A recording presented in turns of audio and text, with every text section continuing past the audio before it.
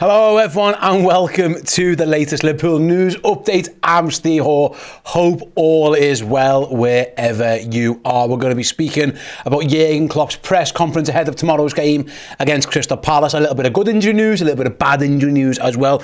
We're going to react, of course, to Joel Matip's ACL injury and then how Liverpool are going to react to that in terms of looking after Joel Matip, but also potentially looking at a new signing with two defenders linked by the Mirror as well. In the middle, we're going to have our latest Legends prize draw as well, where we are giving away these our beers of Anfield Road match. They are boss prizes, by the way.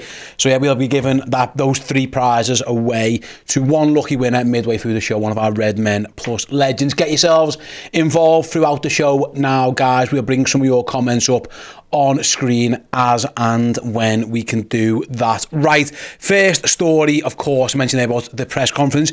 Jurgen Klopp revealed good news that Alisson Becker is potentially back and available for tomorrow's game at Selhurst Park. Of course, when he picked up his injury late on against Manchester City, we were all worried how long he would be out for. There was some doubts. I think the initial time frame has him back potentially touch and go for the Manchester United game next weekend. However, Ali's obviously a quick healer because he's back in training today and a decision we made whether he can play tomorrow at Crystal Palace. If he's fit and available, of course, straight back into the team. Jobs are good, and if he's not, Liverpool won't take any risks and they'll keep an eye on getting him fit and ready for that United game. But it looks like he'll definitely be available for the United game, barring a setback of some kind. But there's also a very realistic chance now that Alisson could be in goal for the Reds tomorrow, which is a big boost. Kevin Keller actually had a decent game against Sheffield United after having an iffy game against Fulham a few days earlier. But if Ali's fit, Ali obviously plays. So we'll see how that one pans out. But it looks like Alisson Becker is potentially going to be ready and available for the game tomorrow. Unfortunately, as is often the case with Liverpool, some good news, some bad news. Alexis McAllister Jurgen Klopp said it's doubtful that he's going to be ready for the game. He required stitches in a wound that he suffered in his knee, during the win over Sheffield United in midweek on Wednesday. He got those stitches at half-time. He wrapped them up, put stitches in them, but I think they're going to now give him a couple of days, hopefully, to recover. Jurgen, again, he didn't categorically rule Alexis McAllister out, but he said it's unlikely that he's going to feature in the game. So Liverpool might be with their starting goalkeeper, but another first-team player is now going to potentially miss, hopefully, just that game. That means Liverpool are going into the game without a couple of players who they definitely would want in their team. They definitely want Robertson in the team. They definitely want McAllister in the team. There's a very good chance they would want Matip in the team as well. They're all unavailable, as is Diogo Jota. So Liverpool are being bitten by the injury bug. Now Liverpool have got plenty of midfield options. Jurgen's, he basically said that himself. He's got Endo, who obviously has played a key part in the last two victories. He's got Gravenberch, he's got Szoboszlai, he's got Jones, he's got Elliott. He can use Gakpo in there as well if he needs to. I'm sure I'm probably missing a couple of others that I probably need to talk about. But Liverpool should be fine in terms of numbers in midfield. But it looks like there's going to be no Alexis McAllister, which means another start, more than likely, for Enzo as a number 6. And then we'll see what Jurgen does in front of him. Whether he gives Szoboszlai another run after he had 90 minutes in the midweek. Like I say, he's got Gravenberch, Jones, Elliott. They're the options that are available to him. And like I say, he's even used Cody Gakpo in there at times, so we'll see how it is. But yeah, great news on the Alisson front. Like, I was worried at the time that could have been a really, really bad one. Usually when you see players go down in such a manner with muscle injuries, you think, that could be months. Like, look, Diogo Jota, for example, isn't going to play probably until January at the earliest. I was worried that might have been the case with Alisson. Thankfully, it wasn't as bad. And if he can be in goal tomorrow, I think that would help Liverpool. Like I say, I've been very impressed with Keller. I was very impressed with Keller against Sheffield United, but against Fulham, it wasn't great. Listen, what I would say, to be fair, is Alisson wasn't great in the game. He got injured in as well, so things can happen. But I think especially where you've got two of your first choice back four out, and probably now your first choice number 6 as well. Ideally, that it might help having the best goalkeeper in the world.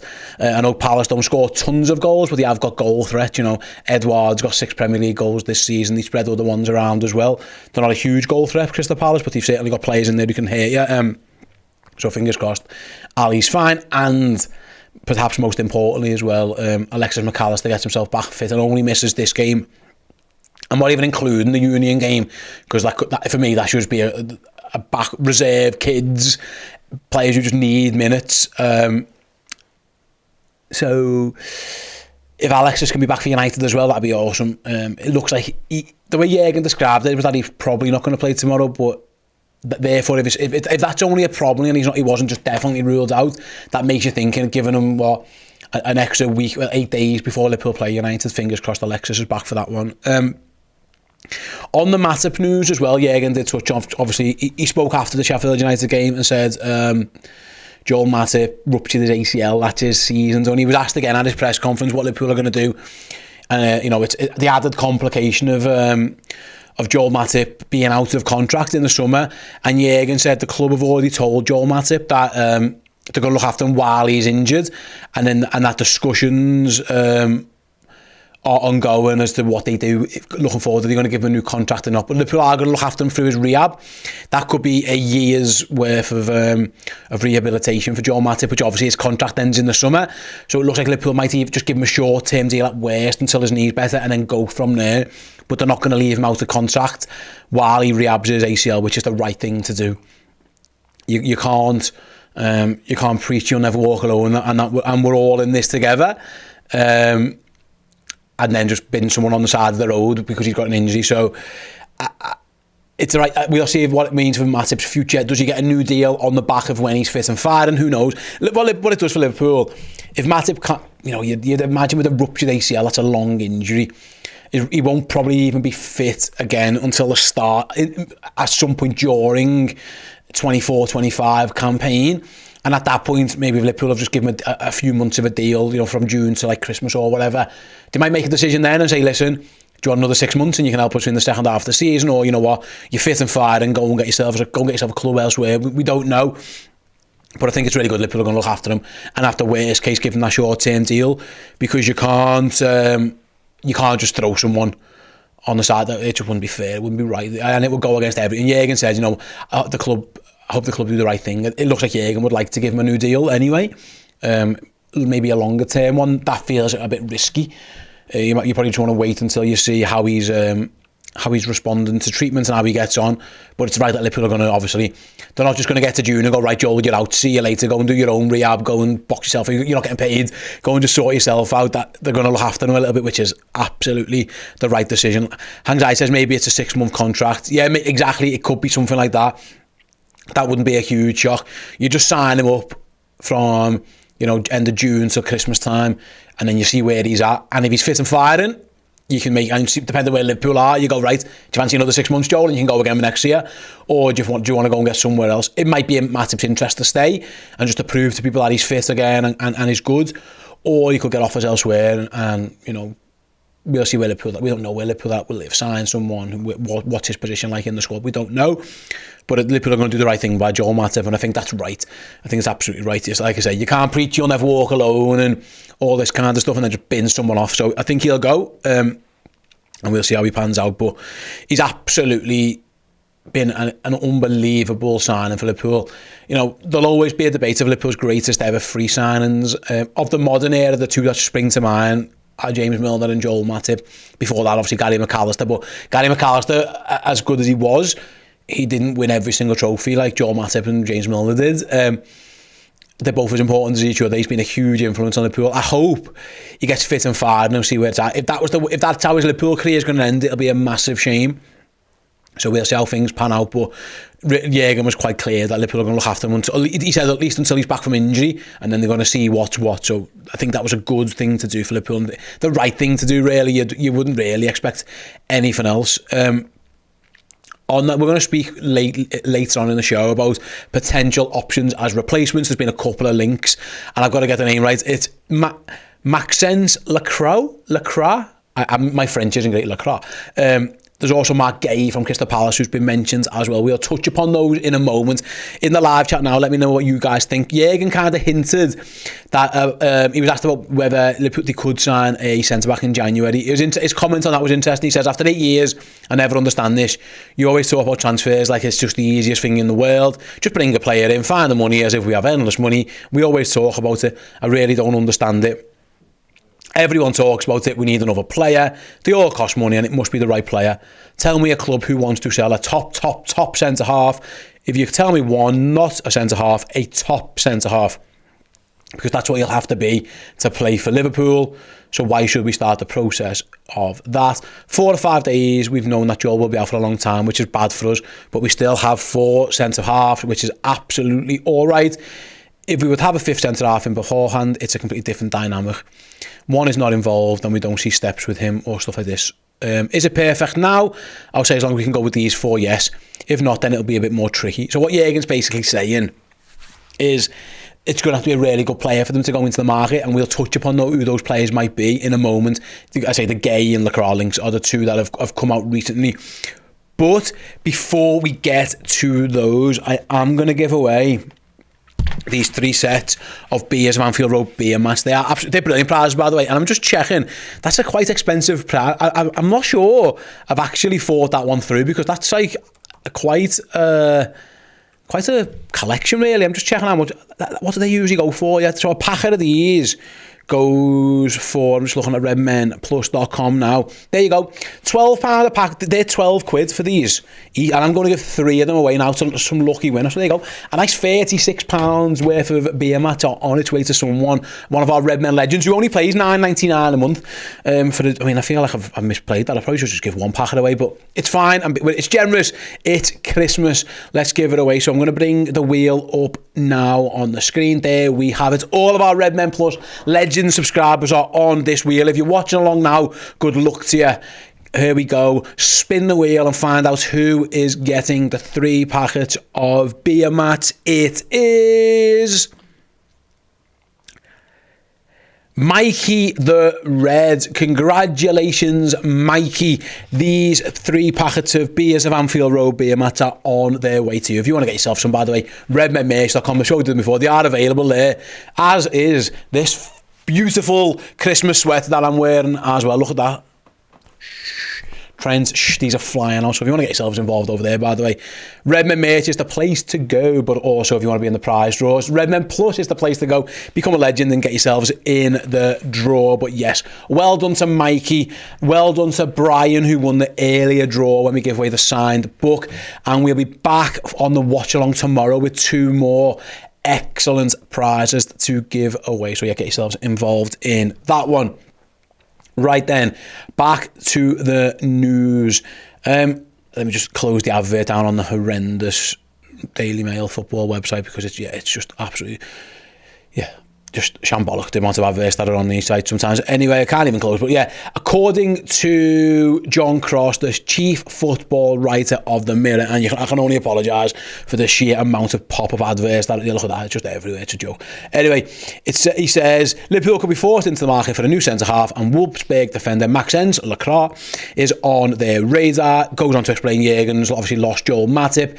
Goes down further and says, he's 23, born in France, represents his country at youth level. Liverpool could work to negotiate a player who's about to enter the final 2 years of his deal. They're asking for around £25 million, which doesn't seem a lot. Goes on to say Liverpool are also interested in Crystal Palace and England's Mark Gay, but Palace are adamant that they will not sell him next month. But Liverpool and Arsenal could be in the market for him next month. Therefore, Palace are saying no, and that Liverpool, if they want, might have to wait till next summer. Right, let's close that horrendous looking website down. We don't need to see any more of that. So yeah, I know a lot about Mark Gay, and I think he's a very good player. I think the asking price there was 70 million quid, which is a lot. It's a serious amount of money, but that's what... And this is what the influx of money into the Premier League is done, teams don't need to sell players anymore. They don't need to sell anyone if they don't want to, and they can demand big fees. Crystal Palace didn't sell Elise to Chelsea. They didn't sell Eze in the summer when he was linked with the likes of Spurs and Manchester City as well. Takore, of course, was linked with Liverpool and other moves. He didn't go because Palace were like, no, not happening. Unfortunately, he's now injured. But Mark Guehi, obviously, we're going to see a lot of tomorrow. You would guess him and Anderson will start at the back, I would think, for Roy Hodgson's Palace. He's one option. In terms of Maxence Lacroix, I don't know too much about him. I've been doing my research earlier on today, of course. He's at Hoffenheim. He's not at Hoffenheim, that is a complete lie. He's at Wolfsburg, rather. I know he had an injury last year, but he's back fit and firing this year. Wolfsburg are a very up-and-down team. But he's played 15 games this season for them. He's obviously, the Wolfsburg factor brings in the Jörg Schmadtke thing. Obviously, they work together. I know I was looking before, the guys over at This Is Anfield made that point when this link came out. Jack Lusby wrote, obviously, on the back of John Cross's story, saying that claims the Frenchman are not available for £25 million as he's got a year left on his contract. Lacroix, any interest in Lacroix would be magnified by Liverpool sporting director Jörg Schmadtke, who's linked with Wolfsburg, who worked there for 5 years before switching to Merseyside. So that's where the link comes from.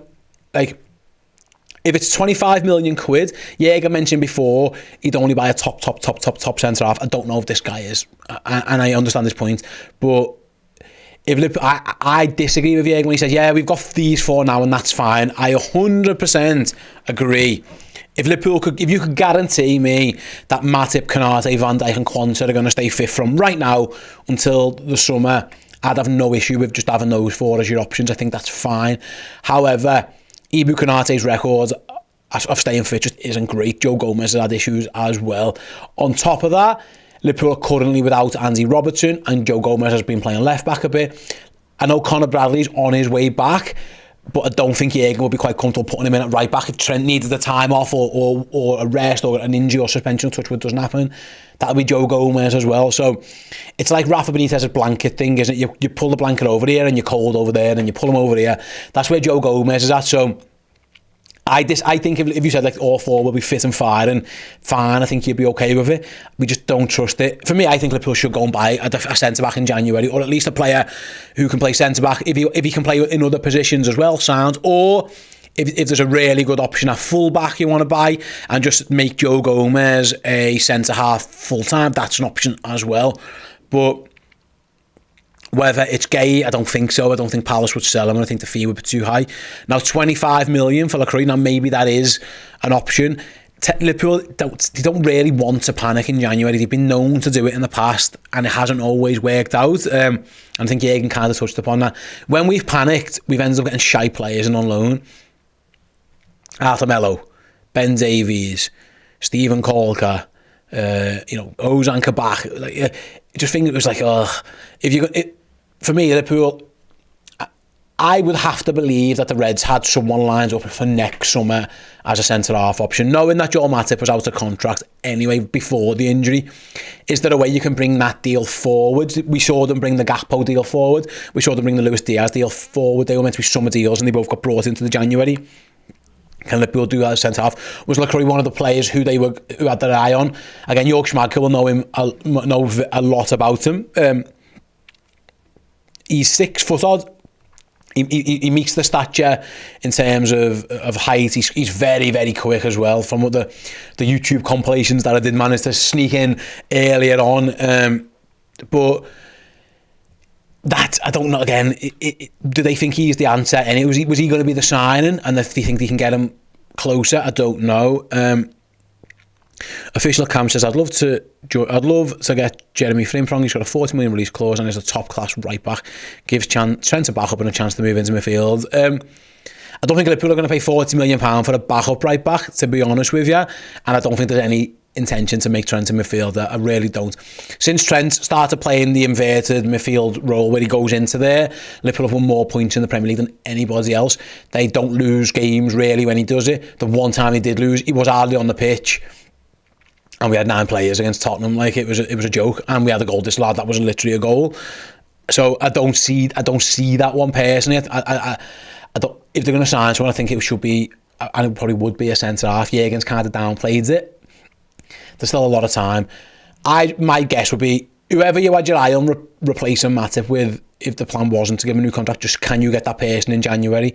Now, if that was someone like a Mark Gay or someone who's at another club where they're not willing to lose them in January, then that might become an issue, and we might have to just kind of suck it and see where we're at and get on with it. But for me, I would love them to go and do something in January. It's a long time. We'll see how it goes. But Jürgen kind of did downplay it today. Fingers crossed nobody else gets injured, and we can, because I'm happy with Van Dijk and Konate as a first choice, with Gomez and Gerald Kwanzaa as the backups. I'm completely okay with that.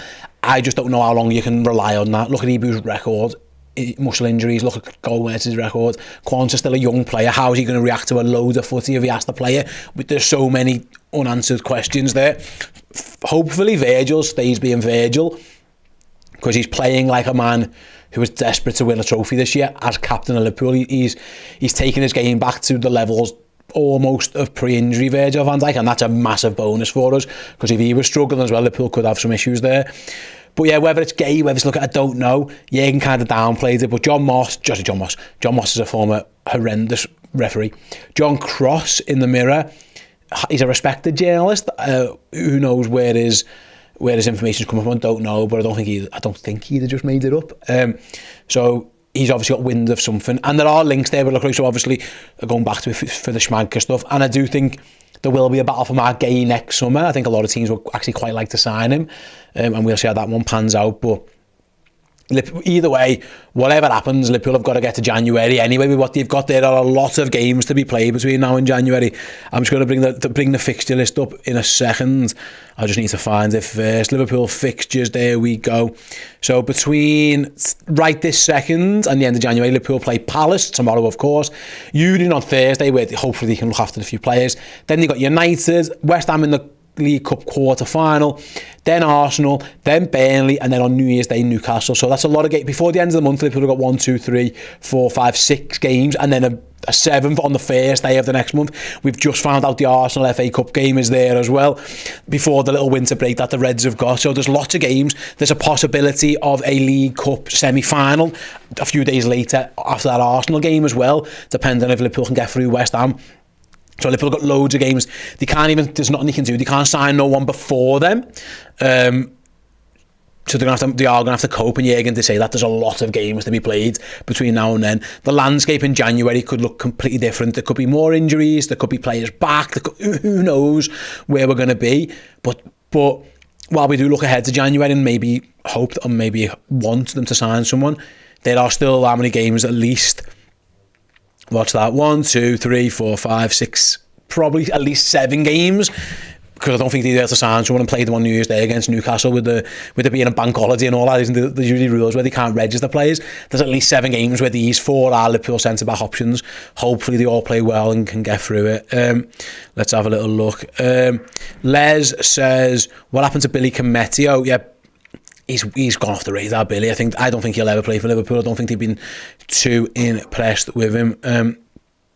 Official camp says, I'll be at the United game, ready to see my club then dismantle Man United. Yeah, Erik ten Hag, manager of the month, that is down the line as well. We'll see how it goes. Yeah, Luke makes a good point. Hopefully Robbo can get back healthy and ready to go for January 100%. If he does that, it effectively means Joey Gomez doesn't have to worry about playing left back for a while anyway, touch wood. If you've got Robertson and you've got Timmercast, let them box that off. You can use Luke Chambers if there's any games that you just don't find, like Uni or whatever. But like Robbo, that does play a part in this as well. The fact that Gomez is having to be the backup left back, Kostas can't play all 7 of those games. That just is impossible. We're going to see Gomez in there at some point. I think Chambers might start in Union, so that might be 6 games, but they're still going to have to look after Timmercast. So yeah, the quicker you can get Robertson back and Gomez doesn't have to worry about it, it's a perfect point. But yeah, we'll see how it all pans out further down the line. But yeah, to recap then, good news on Ali bad news is Sean McAllister. Feel really, really bad for Joel Matip, and we'll see. There's already names being linked, centre-half being linked, and I'm sure there's going to be plenty more to come, although Jürgen was quick to try and pour a little bit of water, douse those flames a little bit. I mentioned before, guys, we're giving prize away every single day this month between now and Christmas. redmenplus.com. If you sign up as a legend, you'll be on the wheel. There's the wheel. There is the wheel right there. Look at it in all its glory. Your name can be on that wheel every single day in December if you sign up at redmenplus.com. As a legend subscriber, it'll cost you $9.99 for the month. With that, you'll be on that draw. How many more draws have I got left? I've got 17 left. I was working my date out on me watch there.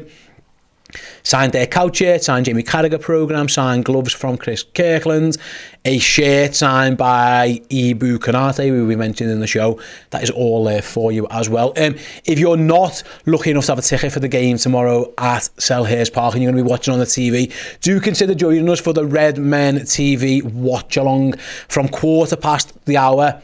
We'll be live on YouTube. You can press mute on your telly, sync us up, and we'll commentate the game for you. And you'll get reactions, you'll get biasness, you'll get all kinds, you get songs.